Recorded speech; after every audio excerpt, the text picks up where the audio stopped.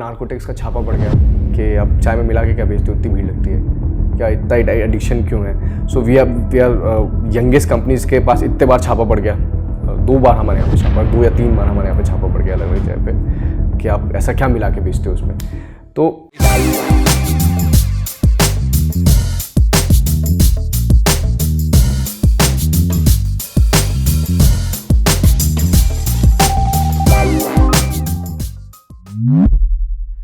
तो आपके जो आउटलेट्स हैं वो ज्यादातर फ्रेंचाइजीज हैं या आपके अपने आउटलेट्स? ज़्यादातर फ्रेंचाइजी सर।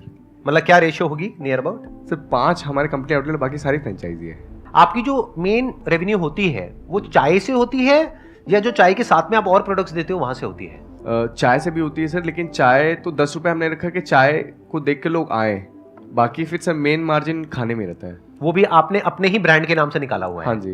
तो आपकी जो प्रोडक्ट रेंज है वो कितनी बड़ी है, इन द सेंस मतलब कितने नंबर ऑफ प्रोडक्ट्स हैं आपके जो खुद के अपने ब्रांड से हैं? स्टार्टिंग में सर हम लोग को जो जो अच्छा लगता था हम सब ऐड करते जाते आते जो हमको पसंद था, तो हमारी 200 की लिस्ट पहुंच गई थी। ओह बहुत ज्यादा होता है, बहुत उसको मैनेज मैनेज करना ही बड़ा मुश्किल है, इन्वेंटरी और ये वो बहुत। अभी हम जब समझे कि menu designing is also science, तो उसको आपको कम करना चाहिए कि आप कम रॉ मटेरियल से कम, एक सेम एसओपी से कम मैन पावर के साथ में ज़्यादा चीज़ें बना सको, तो हमने अभी उसको कम करके 21 किया है सर अभी। ये बहुत बड़ा पॉइंट है, ध्यान से सुन लेना और ध्यान से समझ लेना। ये गलती ज्यादातर एंटरप्रेन्योर्स करते हैं शुरू शुरू में जब अपना कोई काम करते हैं। एंटरप्रेन्योर का मैम डेफिनेशन ही चैलेंजेस होता है, उसको तो डेली आना है। जरूरी नहीं है कि कौन से टर्मिनोलॉजी वाला आपके पास चैलेंज आएगा, कभी किसी का फ़ोन आ जाएगा, कभी किसी का फ़ोन आ जाएगा। तो व्हेन वी स्टार्टेड तो हमारे पास में ना नए नए तरीके के लोग आते थे कि चाय के पैसे नहीं देंगे, हम ये हैं, हम यहाँ के दादा हैं। कई बार एडमिनिस्ट्रेशन का आता था कि दुकान बंद करा देंगे, इतनी भीड़ लगती थी। कई बार नार्कोटिक्स का छापा पड़ गया कि अब चाय में मिला के क्या बेचते हो, इतनी भीड़ लगती है क्या, इतना एडिक्शन क्यों है। So we are youngest companies के पास इतने बार छापा पड़ गया, 2 बार हमारे यहाँ पे छापा, 2 या 3 बार हमारे यहाँ पे छापा पड़ गया अलग अलग जगह पे कि आप ऐसा क्या मिला के बेचते हो उसमें। तो n नंबर ऑफ चैलेंजेस आते हैं, डेली उनको टैकल करना है। और आपके पास अगर टीम अच्छी होती है, जब लोग एकदम जुड़ के काम करते हैं तो फिर तो तमाम चीज़ें आ जाती हैं, तो सब सुलट लेते हैं उससे। इनिशियल टाइम में जो प्रॉफिट आता है तो उस टाइम कैसे उस चीज़ को मैनेज करें, कितना पॉकेट में रखना है, कितना वापस इन्वेस्ट कर देना है? क्या होता है जब आदमी के पास पैसा आने लग जाता है तो गर्मी अपने आप बढ़ने लग जाती है, लैविश ऑफिस और ज़्यादा इन्वेस्टमेंट। पहले आप रिटर्न पे ध्यान दीजिए, जो भी आपने इन्वेस्टमेंट किया भी आप भी रिटर्न पे सिर्फ फोकस करिए, पैसे बचाइए जितने भी बच सकते हैं, इन्वेस्ट मत करिए। देखो क्या होता है, जब बिजनेस में प्रॉफिट आता है तो बहुत सारे लोगों का दिमाग खराब हो जाता है। वो शॉर्ट टर्म में तो सक्सेसफुल हो जाते हैं बिजनेस में, लॉन्ग टर्म में बहुत बुरी तरीके से फेल होते हैं। तो एक्चुअल में अगर आप बिजनेस में लंबा चलना चाहते हो, कुछ बड़ा करना चाहते हो, तो एक बात हमेशा याद रखना, एक होता है इन्वेस्टमेंट, एक होता है एक्सपेंस। इन्वेस्टमेंट और एक्सपेंस के बीच के फर्क को अच्छे से समझ लेना कि एक्सपेंडिचर क्या होता है और इन्वेस्टमेंट क्या होती है, और इन्वेस्टमेंट के रिटर्न को भी।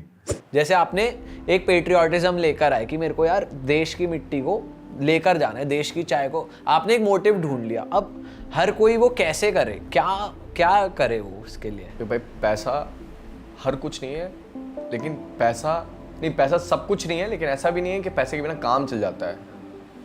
पैसा बहुत ज़रूरी है, मैंने बाय प्रोडक्ट बोला, ऐसा नहीं कि पैसा है ही नहीं। पैसे के बिना तो काम ही नहीं चलता भाई। अगर आप समाज सेवा भी कर रहे हो ना तो आपको इक्विलिब्रियम में होना पड़ेगा, नो प्रॉफिट नो लॉस में। लॉस मेकिंग तो आप चलोगे कितने दिन, 4 दिन की चांदनी फिर देरी रात, कब तक जेब से लगाओगे। पैसा तो हर चीज़ के लिए ज़रूरी है भाई, पैसे के बिना कोई चीज़ संभव है नहीं। अगर आप धंधे में हो, अगर आप एंटरप्रेन्योरशिप में हो, तो पैसा आपको कमाना पड़ेगा। अब आप फिर भले उसको आप कैसे भी अपने हिसाब से रखो, लेकिन आपको कमाना तो पड़ेगा पैसा। बिना पैसा कमाए कैसे काम चलेगा। सोशल एंटरप्रेन्योरशिप में भी पैसा कमाना पड़ेगा। तो प्रायोरिटी पे लेके चले, ऐसा पैसा तो पैसा। पैसे के बिना तो आप अपना मोटिव ही नहीं अचीव कर पाओगे। बहुत स्ट्रॉन्ग फैक्टर है पैसा होना आपके पास, ओनली फैक्टर नहीं है, बहुत but very strong factor to achieve and to conquer your goal. Product में बात करें तो सिर्फ चाय प्रोडक्ट नहीं है, जो हम लोग प्रोडक्ट मानते हैं चाय सुट्टा बार का, वो है वाइब। लोगों को वहाँ पे वाइब मिलती है। कैसे कि एक ही जैसे लोग आते हैं, जैसे यंग क्राउड आता है, चाय सुट्टा में यंग क्राउड ज़्यादा आता है, तो उनको एक तो वैसे लोग मिलते हैं, गाना अच्छा मिलता है। फ्लेवर्स की बात करें तो चॉकलेट, अदरक, इलायची, मसाला, रोज़, पान, तुलसी, 7 तरह के फ्लेवर्स है, 7 दिन के लिए अलग अलग फ्लेवर्स हैं। और फिर इसके बाद में सारे जितने भी QSR मॉडल में जितने भी चीज़ें रहती, मैगी हो गया, सैंडविचेस हो गए, कोल्ड कॉफ़ी हो गई, ये सारी चीज़ जो जल्दी बन जाए, लोग जल्दी मिल जाए, वो चीज़ें अवेलेबल है। कंपटीशन की जो आप बात कर रहे थे, कंपटीशन में 2 तरीके से इसका आंसर दूंगा। Competition is very good for the society, क्योंकि आपको एक तो मोनोपॉली नहीं क्रिएट होने देता, आपको लेथार्जिक नहीं बनाता, आपको मेहनत करने पे मजबूर करता, आप इनोवेट करते हो, क्रिएटिव बनते हो। अगर मोनोपॉली हो जाए कि मैं अकेला बैठा रहूँगा तो 10 की चाय मैं 100 में बेचूंगा। दूसरी चीज़, मैं कंपटीशन को और अपने कॉम्पिटिटर्स को बहुत मतलब मेरे लिए गुरु है वो मेरे कॉम्पिटिटर्स। मैं हमेशा उनसे सीखता हूँ, उनको बहुत अच्छे से ऑब्जर्व करता हूँ। उनकी जो अच्छाइयाँ रहती हैं वो मैं अपने में ऑब्जर्व करता हूँ, जो मेरी त्रुटियाँ रहती हैं, जो मेरे क्रिटिक्स अगर वो क्रिटिसाइज़ करते हैं तो मैं उनको सुनता हूँ और अच्छे से एग्जीक्यूट करने की प्लानिंग करते हैं हम लोग। एंड इट्स मीन 6 साल हो गए यार हम लोग को मार्केट में उतरे हुए। बहुत सारे लोग आए, बहुत सारे लोग गए, हम लोग डेली सीखते हैं उनसे। हमने एक स्ट्रैटेजी बनाई कि कैसे चाय सुट्टा बार को मार्केटिंग करें। तो मार्केटिंग के भी पैसे नहीं थे, तो हम लोग क्या करते थे, जितने भी दोस्त थे तो हम लोग कभी मान लीजिए कहीं पे खड़े हुए हैं, स्ट्रीट लाइट में खड़े हुए हैं, मॉल में घूम रहे हैं, तो हम लोग आपस में जहाँ भीड़ रहती थी आपस में बहुत तेज़ बात करते थे, क्या वो चाय सुट्टा बार नया खुला देखा, क्या बहुत चल रहा है। बार बार वही चीज़ रिकॉल करा के तो लोगों को मार्केटिंग भी वो बहुत अच्छी हुई। और फिर जैसे लोग आने लग गए तो